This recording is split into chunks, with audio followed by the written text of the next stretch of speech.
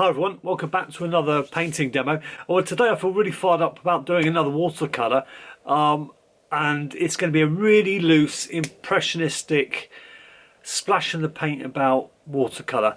My oil painting has really made me realise how much I want to loosen up with my painting and how I want to be more impressionistic, while still keeping an element of realism within the paintings. But I just want to sort of capture the moment in my paint, in the scenes, instead of trying to labour too intensely of getting everything specifically right. Not that I've ever really been like that, but now I'm going even more the other way, and that is down to my experimenting with oil painting and a lot of the oil paintings I've done. So and when I revert back to after I've painted in oils for a little while, and I move back to watercolour, I just find I free up so easily, and I want to almost paint. You can't paint watercolour like oils. Well, I can't, in the sense that you lay on layers. I'm much more freer with my brush strokes in oils, and I find I'm much more now freer and more descriptive with my brush strokes in watercolour. So let's get stuck in. I'm working from a landscape that I did in oils some time ago. I'm just going to take a glance at the painting, just refresh my mind, and then I'm going to put it to one side. I will stick up an image just to show you what I'm working from, but I'm not going to be looking at it throughout the actual painting process. It's just to give me to refresh my head, because I just want to get the overall essence of the scene. I want to use my time playing around with colour and my brushes and that sort of thing. And I think that brings out the child in all of us when we're painting. I think a lot of us really want to be there splashing paint about and getting the most out of painting we can without turning it into some kind of big academic lesson where you have to kind of understand all about colour theory, perspective and all that sort of stuff. There is elements of perspective in this painting, and I will talk to you about it as I'm painting, but mainly this is all about having fun and splashing paint about. So just sit back or pick up your paints or whatever you want to do and join in, but just enjoy it. And afterwards I'll take the tape off at the end, and then we'll just have a quick discussion about what we think the actual painting looks like. Don't forget to check out the links below my painting, below my video. I've got an eBay store now where I've got my oil paintings for sale and stuff like that, and if you feel you're interested in buying a painting, jump over to that site there. There will be more watercolours. There's no watercolours in there at the moment. They're all oil paintings, but there will be watercolours. Right, so if I put the horizon in up there, we want to keep this. I'm just going to have it running down to a slant there. I'm going to have a little bit more space here for land, for the distant land. Okay, so we've got some bushes here.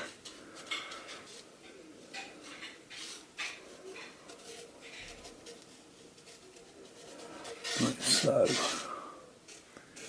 There's just to balance it up slightly. They're not there, these bushes aren't there, but I'm going to stick them in anyway because it kind of balances it up a little bit.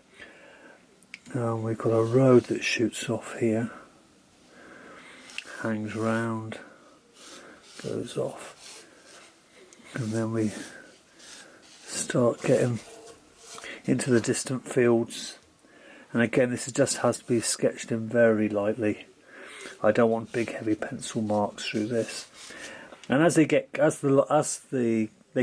to the horizon, as I get closer to the horizon, the land is going to bunch up together, so we get that feeling of perspective, and it will just become it will all melt into one at one point. And we'll just keep that really simple. That's it for that. That's the drawing. Maybe a bit on this side. We've got a field down here. A tree down there. And then again okay. That'll be fine. So it'll be this, when we start painting it will be the same story. It will be cooler colours in the distance, and as we come forward we'll be warming it up. Now we're just going to do an impression of all these. I'm not sure what they're called, flowers, but in the foreground here. So I'm just going to block in roughly where I'm going to have the pinks, and then I'll work that up with some paint. But it's just going to be, so basically I'm just doing scribble. Nice time to let go and have a little scribble. Right, so we've done, that's the drawing done. So how easy is that? So now we're going to move on to the painting stage. I'll get my palette sorted out. Okay then, let's start by going through the colours. Alizarin crimson, cadmium red, cadmium yellow, lemon yellow, cerulean blue, ultramarine, cobalt blue, burnt sienna and cadmium orange. So it's quite a basic set of colours really. Nothing too much to... Most people have got those colours in their paint box. If not, you can substitute them with any other blues or anything, as long as you know, it doesn't really matter which colours you use. Just paint with them, as long as you can get the approximate colour. You know, a red for the flowers, a blue for the sky, then run with it. Okay, so I'm just mixing some cerulean blue and some cobalt blue together, and I'm just using this 1-inch flat brush just to paint in along the top, nice and loosely. Not really sure what I'm doing at this stage. I've just dipped into my alizarin crimson, but realised I haven't cleaned it properly first time round before I started painting, and it's a bit mucky looking. So I had a bit of a problem with that. I had to clean that up a bit. That's why it's always good to keep your paint box clean at the end of a session, so when you start your next one, it's all ready to go. So I'm just adding some alizarin crimson towards the horizon, and I'm just going to add a little bit of lemon yellow and cad yellow to take it down to the land. I just want to have a bit of a glow at the horizon. I didn't want it to be all the way blue, so you kind of imagine it to be possibly a sunrise, early morning or something, if you like. Now I'm looking at introducing the horizon, the land itself in the distance. I wish I made this a little bit cooler. I think I made the colour a little bit too warm. I was mixing cobalt blue and alizarin, but I think a little bit more cobalt blue would have been better. But I can't quite make my mind up at this stage, I can see, and I've gone too warm really. But it's okay. It still works out okay at the end. You don't want to beat yourself up over. I didn't want that to be the sky to be too wet when I painted into it. I didn't want it to merge too much, so I waited a few minutes for it to just dry off a little bit. And there we go. I've added more blue to cool it down a little bit. Possibly I've gone a little bit too dark there on the horizon, but that will dry a lot lighter. As it dries, it will dry lighter. But just adding more cadmium yellow to the blue, and just kind of using loose brushwork as I come down towards the trees, just to roughly paint in the land in the distance. So obviously I'll be warming it up as it comes towards the foreground, but we're going to have those lovely pink flowers. I can't think what they're called. They're not foxgloves, I know that much. Excuse me. I've probably gone a little bit darker pink than they are, a bit redder pink than they are in nature. But that's okay, it's my painting. I wanted a real burst of colour there, and I probably didn't have the right pink for it, I don't know. But I think with painting, if you're constantly looking for the right colour and you're constantly thinking, you just put yourself off painting. You'll always come up with an excuse. It doesn't matter what watercolour paper you've got, what brushes you've got, what paint you've got. Just have a go. You know, at the end of the day, it's only a piece of paper. You've got nothing to lose, have you? So this painting's all about being loose and free. I've kind of my oil painting is really inspired. I'm probably repeating myself a bit, but my oil painting has really helped me loosen up, and I'm not holding back. I feel with my painting now. I just want to sort of put the paint on and see what happens. And if it's a disaster, start again. Simple. So now I'm just painting the foreground. I'm just adding some pinky colour. That's some kind of... I'm not sure what that is. I'll have a look and make a note of it and let you know. but it was the closest colour I could find to what I wanted in my paint box, so I just used it. I'm adding all sorts of blues to this pinky colour, and I'm getting a range of nice sort of warm greys for the foreground, nice rich earthy colours. Now I'm really going to splash in the pink. Wasn't really sure what I was doing at this stage, I just knew that's what I wanted to do. So I kind of just laid on the pink and went with my gut instinct, really. And I think a lot of the time with painting, that's what you've got to do, is go with your gut instinct. There are lots of rules and methods, obviously, but I often get bored with it when I start following too many rules. I like to do it. I think for most of us, you know, at the end of the day, we're in painting to enjoy ourselves and have fun. And you can get bogged down with too many right ways to do things. But so just, you know, enjoy yourself and lay the paint in, basically.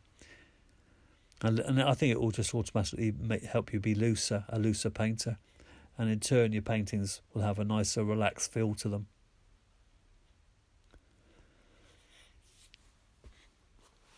So this is just various mixes of that pinky magenta colour.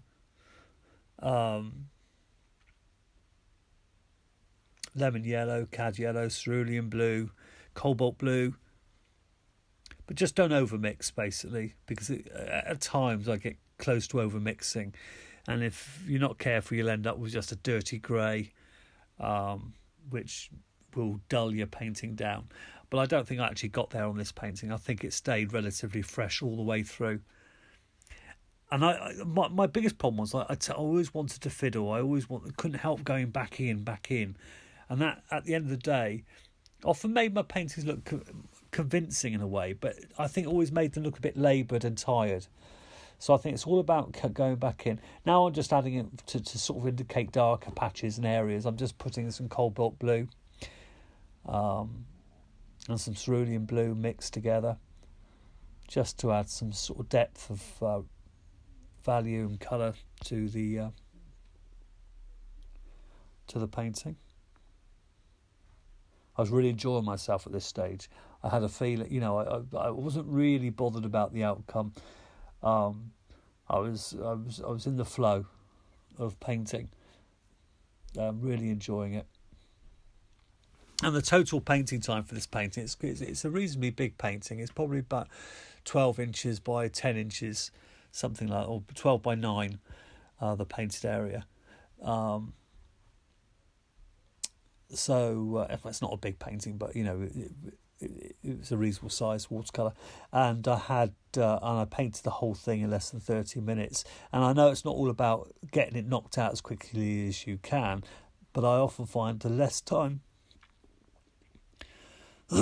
excuse me, the less time I spend fiddling, the fresher my paintings feel.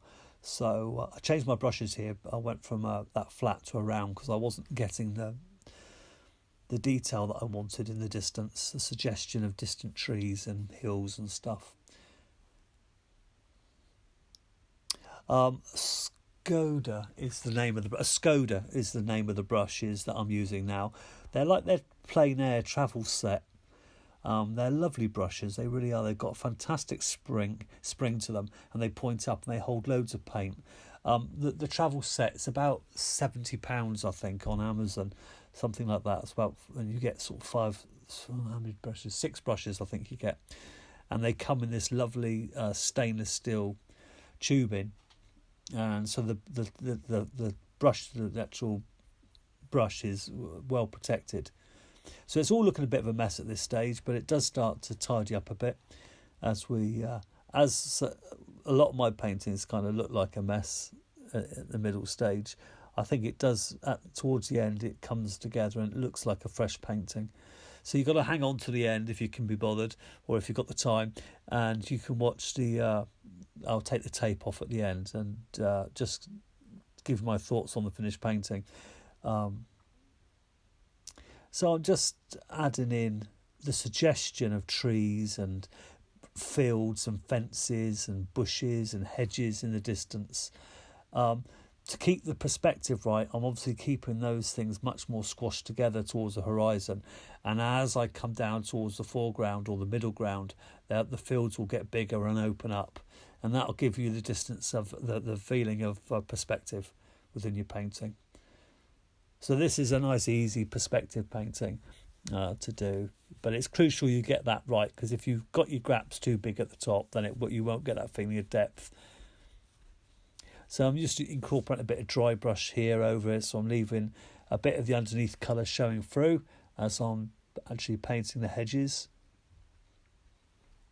I'm also painting on Arches 140 knot surface paper, which is one of my favourite to paint on. And it's not stretched, it's just held down with masking tape, double layer masking tape. And I've used quite a lot of water on this painting, and it hasn't cockled too badly. So there's a slight wave to it, but nothing disastrous that's going to sort of inhibit your painting at all.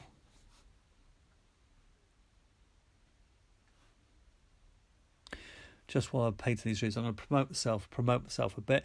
If you're interested in any paintings at all, I've got an eBay account. Well, I've had an eBay account for years, but I've listed, because I'm getting so many paintings now together and there's no events to sell them. You can check out my eBay account. There's a link underneath the bottom there. Mostly oil paintings, well, all oil paintings at the moment, but I'm going to be listing my watercolours on there too over the next week. So if you're interested in a painting, that's the place to go, or just to have a look. So I'm just suggesting little trees now down the foreground, a bit of dry brushwork, leaving some little sky holes so they don't become too dense and like big blocks. I'm leaving little areas open. I really was enjoying this part, putting in the hedges and everything, and it was just such a pleasure to paint. It was a pleasure knowing I wasn't going to let myself get bogged down and keep it really simple. It would have been very easy to overpaint that the distant area. It would have been very distant to put more trees in, and there probably was more trees and more hedges and stuff, but I don't think it necessarily always translates well to a painting. It looks great, it looks okay in a photograph, but in a painting, well, my paintings anyway, it ends up looking a bit of a mess if I overdo it. So I wanted to keep it really simple, and all the colours in the fields and everything. I didn't want to add too many different colours. I just wanted it to be very easy on the eye as you look into the distance.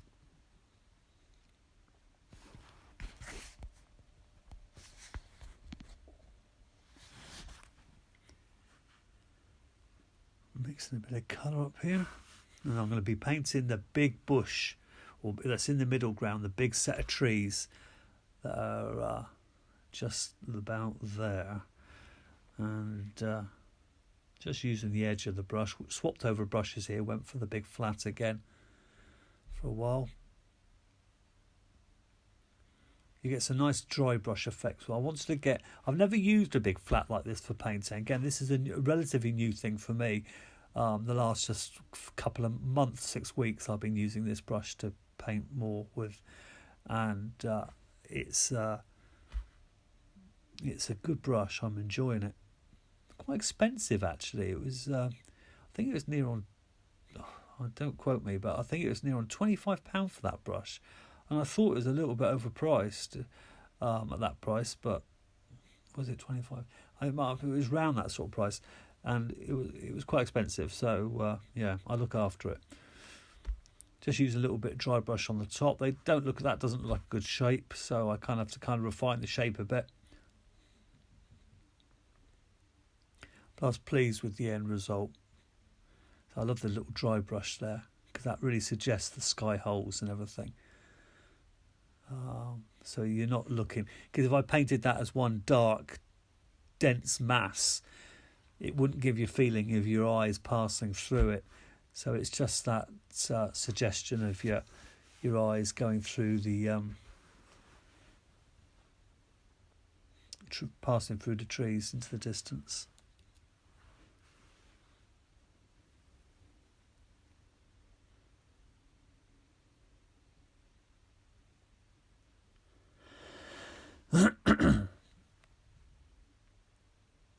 I'm just using the brush on its side here, just to sort of cut into where the pink of the flowers is, just to suggest detail. I'm not sort of painting individual flowers, it's just to try and break up that edge a bit.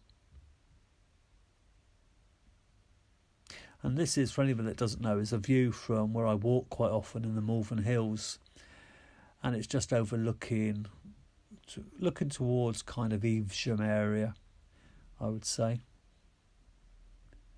And Malvern Hills are a beautiful view. If you're not living too far from here, it's just a beautiful place to take a trip out one day and walk the hills. They're beautiful.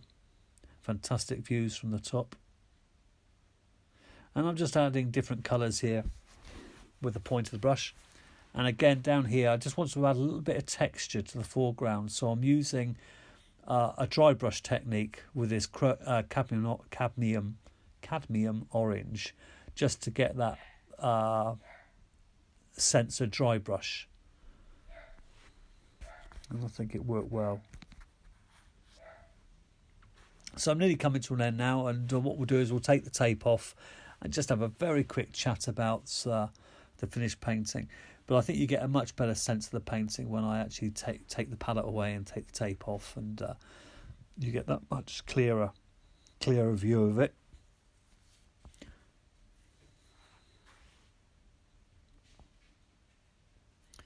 Again, I have to be careful here I didn't overdo it with the dry brush effect. But there we go.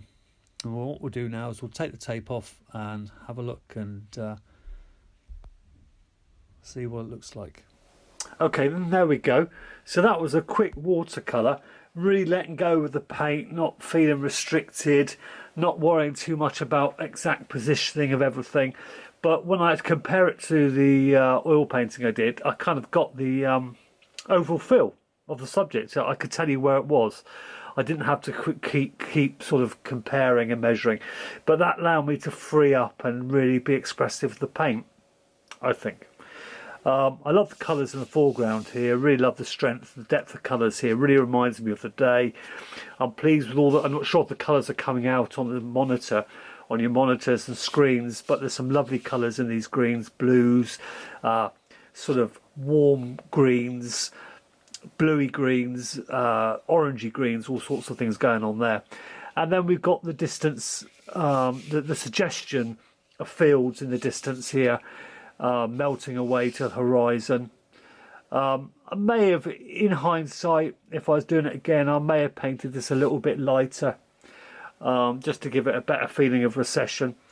But I think this pink really sort of hits you in the face and kind of pulls it forward. So overall, really happy with the painting. I'm not sure how long that took, but it wasn't too long really. You know, it's not all about time and getting it and dashing it out as quick as you can. That's not the purpose of the painting. But what I'm trying to say, if you're outside painting, or something you might want to get into is sketching outside, you've got to be quick.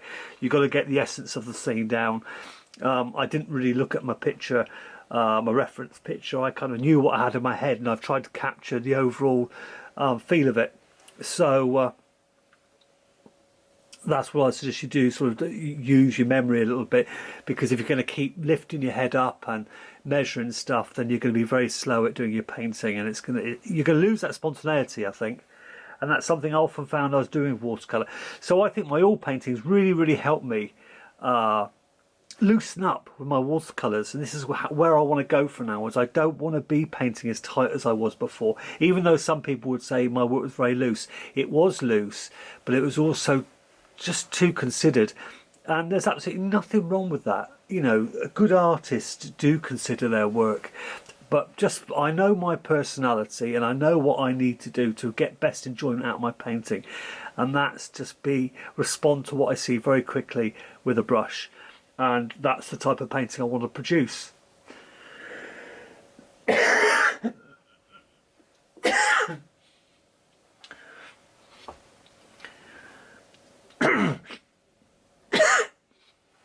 Oh dear. You know, it's funny when you actually think about it. After years and years of painting, it takes you this long to get to a point where you know what sort of painting you really want to be doing. But I feel I've had a good grounding in realism within painting to become now to sort of understand the basics and fundamentals of painting and what you need to know, colour theory, perspective, drawing and all those things. And now I feel I can be more experimental. You know, I would say it's worth every beginner painter getting those basics in first, you know, learning what your primary colours are, learning your colour mixing, using a limited palette, drawing in a way which is, you know, you don't happen to be going for a photographic look, or as I said, measuring everything or painting every brick in or every leaf on a tree, but you want to be able to get the proportions of a scene right and those sort of learn the basics. But after that you can really start experimenting with painting, and it's taken me kind of 30 years to really want to start experimenting, and I would say it's oil painting that has kickstarted me into doing that. But anyway, that's just my thoughts on it. I hope you enjoyed it. Like and subscribe. We're going to be doing more sort of experimental watercolours. Don't forget, you can check out my eBay store where all my paintings are. Well, they will be in the future. There's a load of oils on there at the moment, but the watercolours will be going on soon too, so you can get paintings at a very sensible, realistic price on there. But yeah, so there we go. I hope you enjoyed it and look forward to you coming along and seeing my next painting. So take care everyone, and bye for now.